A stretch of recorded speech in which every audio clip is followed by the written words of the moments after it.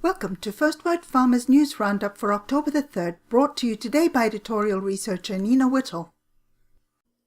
In our top news story, AstraZeneca's MedImmune unit licensed global rights to the experimental IL-23 monoclonal antibody MEDI2070 to Allergan under a deal potentially worth over $1.5 billion.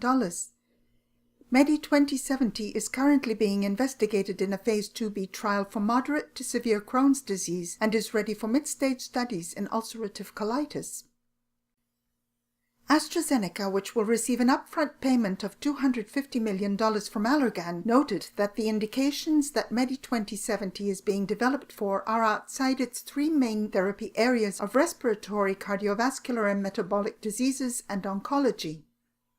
Under the deal, Allergan agreed to make potential payments to AstraZeneca of up to nearly $1.3 billion, including launch milestone payments of up to $435 million and sales-based milestone payments of $725 million, as well as tiered royalties on sales of the drug. In other news, Merrimack Pharmaceuticals unveiled a major restructuring of the company that will involve a workforce reduction of 22% and reduce spending by more than $200 million over the next 2 years. As part of the restructuring, the drug maker also said that CEO Robert Mulroy resigned from his post effective immediately, adding that Chairman Gary Crocker will serve as interim chief executive.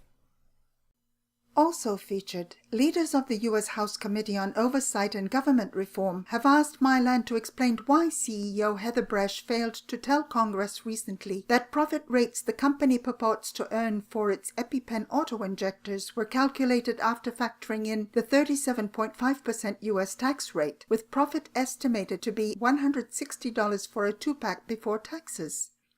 Bresch testified before the panel last month that while the wholesale acquisition cost for a 2-unit pack of EpiPen is $608, Mylan only makes $100 after rebates and various fees are deducted.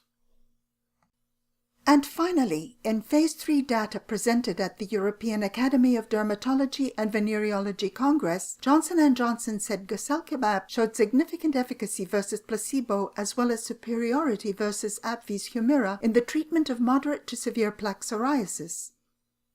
Lead investigator Andrew Blauvelt explained that with the experimental anti-IL-23 monoclonal antibody, which is being co-developed with MorphoSys, we're targeting the disease better, and what we get, in my view, is higher efficacy.